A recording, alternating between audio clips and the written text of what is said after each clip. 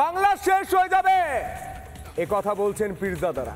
আর তহা সিদ্দিকী, নওশাদ সিদ্দিকী গ্রেপ্তার হওয়ার পর যিনি চুপ করে বসেছিলেন, সেই তহা সিদ্দিকী মমতা বন্দ্যোপাধ্যায়ের ডান দিকে বাঁ দিকে ঘুরতেন, সেই তহা সিদ্দিকীকে বলছেন মমতা বন্দ্যোপাধ্যায় দ্বিচারিতা করছেন, বেইমানি করছেন, সাপ হয়ে কামড়াচ্ছেন, ওঝা হয়ে বিষ ঝাড়ার নাটক করছেন।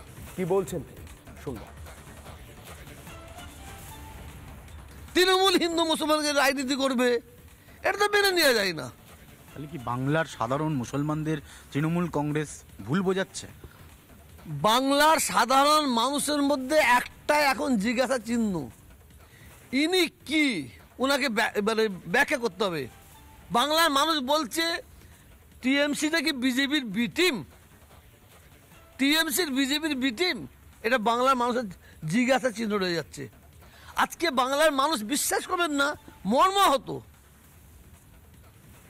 আমরা মর্মাহত, কারণ আমরা মমতা ব্যানার্জিকে বিশ্বাস করেছি, এখনো বিশ্বাস হারাইনি।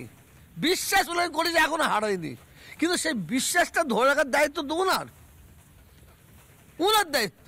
বিশ্বাস ভেঙে গেল না, এখন বাংলার মানুষ বিশ্বাস ভেঙে গেছে নাকি ভাঙেনে, তার ব্যাখ্যা 2026 দেখবে।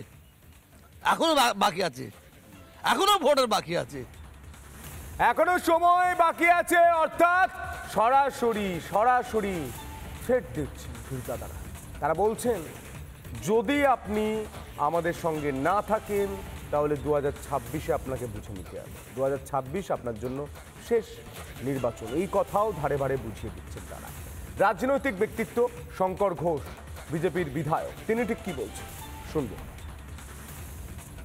মানুষকে বিভ্রান্ত করে বারংবার এই কাজ উনি করেছেন। বারংবার তিনি একই অস্ত্র ব্যবহার করে সমাজকে বিভ্রান্ত করেছেন। জন্মসূত্রে মুসলিম যারা, তাদেরকে বিভ্রান্ত করেছেন। ফলে স্বাভাবিকভাবেই এই মুহূর্তে দাঁড়িয়ে আর ওনারা বিভ্রান্ত হতে চান না। ফলে মমতা ব্যানার্জির এই মিথ্যা ভাষণ, মিথ্যা বিভ্রান্তিকর প্রচার, এই সবের বিরুদ্ধে সর্বস্তরের মানুষ রুখে দাঁড়াচ্ছে। এটাই হচ্ছে এই মুহূর্তে বাংলার মানসিক পরিস্থিতি। নানা ধরনের কন্টেন্ট দেখার জন্য লাইক করুন, শেয়ার করুন আমাদের ফেসবুক পেজ, সাবস্ক্রাইব করুন আমাদের ইউটিউব চ্যানেল।